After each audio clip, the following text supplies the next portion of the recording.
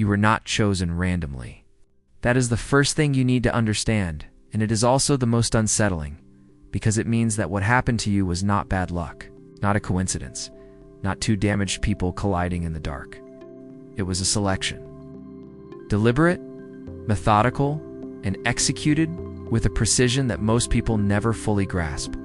Because the alternative understanding that someone studied you the way a predator studies terrain, identified your specific architecture of need and longing, and then used that information to build a cage that felt, at first, like coming home is almost too cold a thing to sit with.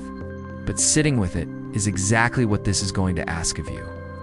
Because the truth of what happened is the only thing that actually sets you free from it. Happening again. Narcissists are not simply difficult people.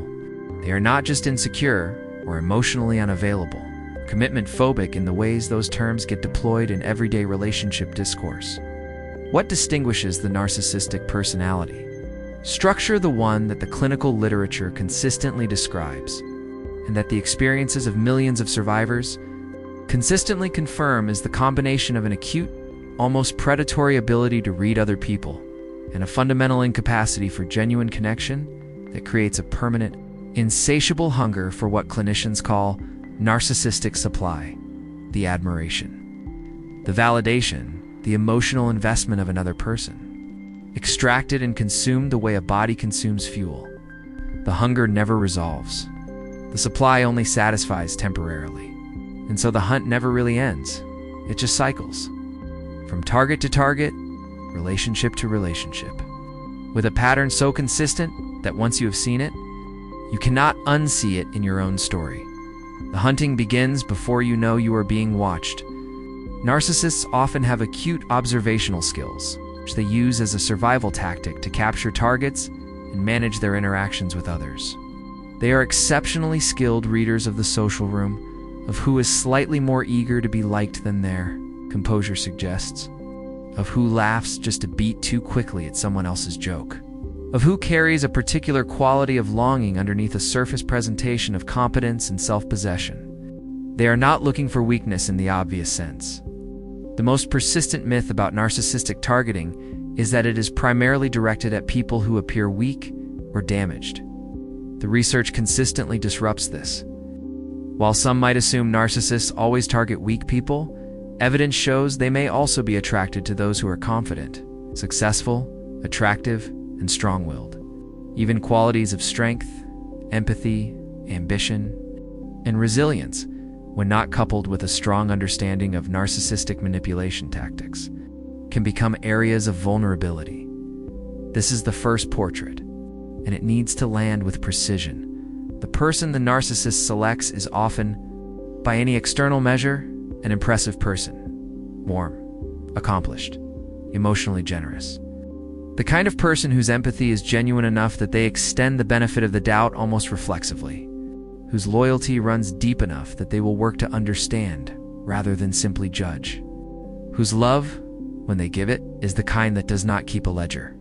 These are not weaknesses.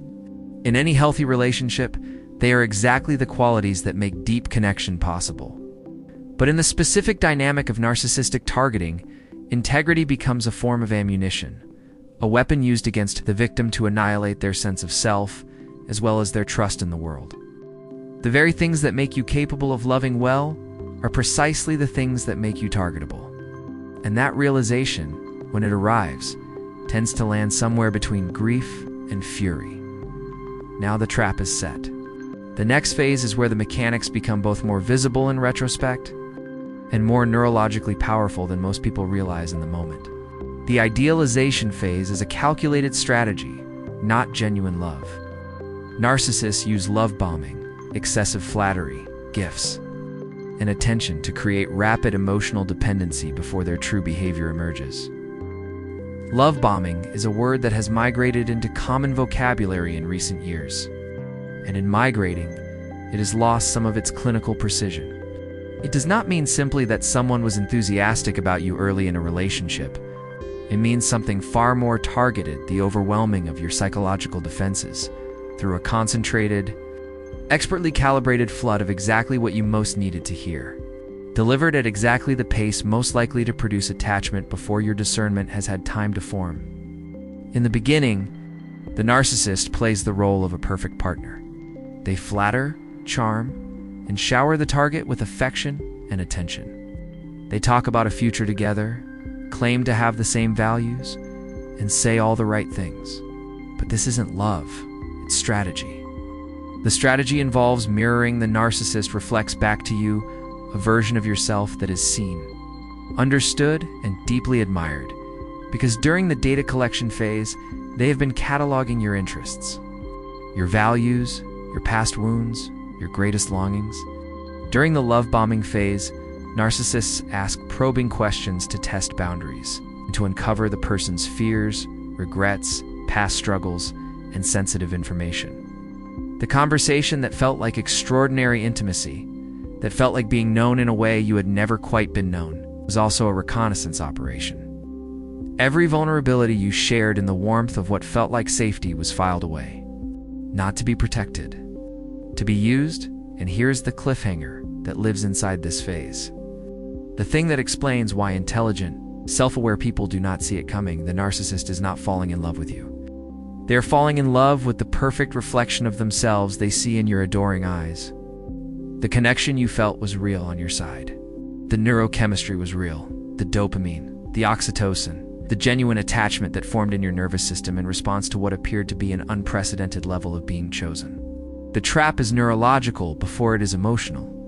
By the time your thinking mind might have begun to notice inconsistencies, your body had already committed. The shift, when it comes, is one of the most psychologically disorienting experiences a person can have inside a relationship. The devaluation phase begins so subtly that the partner doesn't register it as a shift at all. A comment lands differently than it used to, slightly sharper, slightly cooler, carrying a faint undercurrent of contempt that wasn't there before. An apology is made, and then immediately unmade through a look or a tone. Praise begins to arrive with conditions attached. You were so good tonight. When you're like that, I remember why I love you, and the conditional nature of it is registered somewhere just below the level of conscious thought as a threat. Be like that. Lose this. The devaluation often begins with backhanded compliments, the silent treatment, or comparisons to others that chip away at self-worth over time. What happens next is the psychological mechanism that makes narcissistic abuse so particularly difficult to identify from inside it, and it is the piece that the most popular content about this topic consistently underserves in its rush toward validation. The target does not simply become a passive recipient of abuse.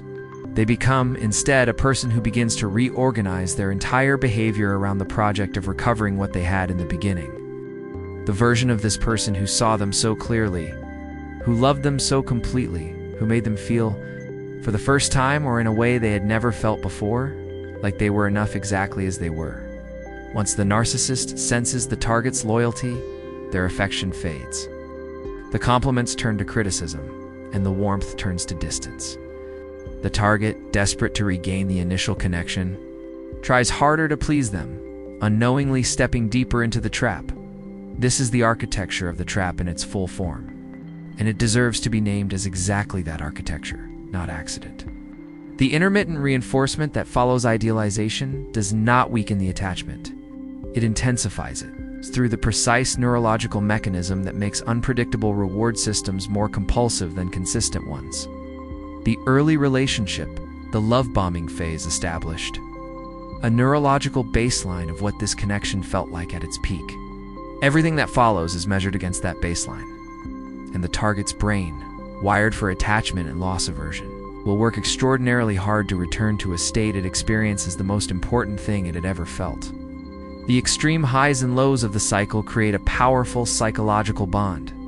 The intermittent reinforcement, switching between intense affection and cruel mistreatment, acts like an addiction. You become conditioned to endure the pain of devaluation in hopes of once again experiencing the high of the idealization phase. The discard, when it arrives, often comes without the closure the target has been quietly hoping for throughout the entire devaluation period.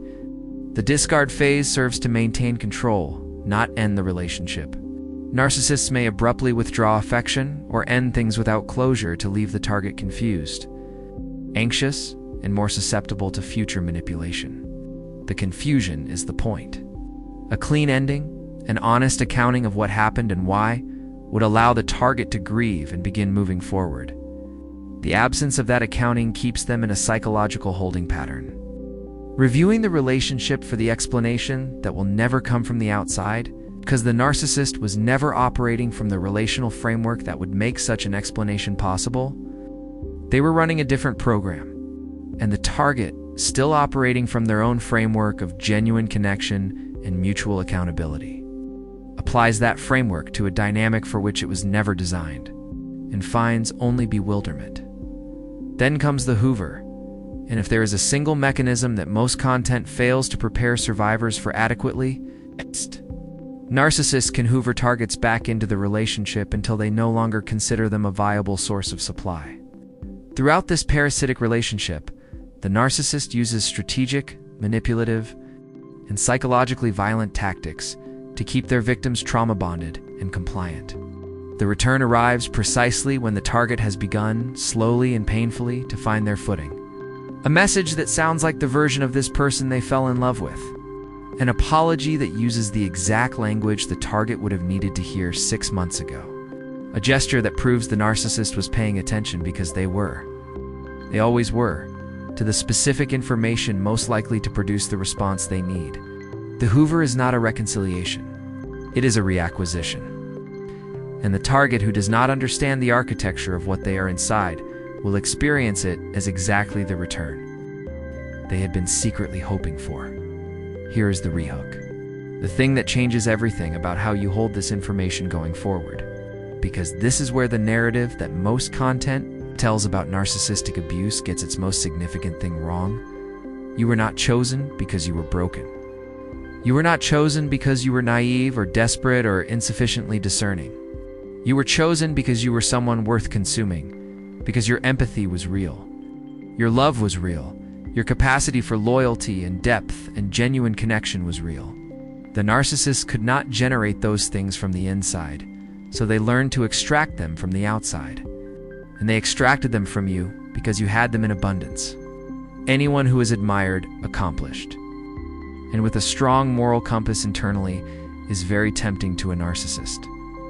Understanding the playbook does not mean becoming someone who withholds love, armors the heart, or approaches every new connection with a clinician's suspicious distance. It means something more precise and ultimately more useful. It means knowing the specific signals, the speed of idealization, the quality of the mirroring, the probing questions that arrive too early and go too deep, the way the love bombing produces a feeling of being seen that is almost too complete, almost too perfectly calibrated to your specific longing. These are the patterns. They are consistent. They repeat across relationships, across targets, across years and geography and circumstance.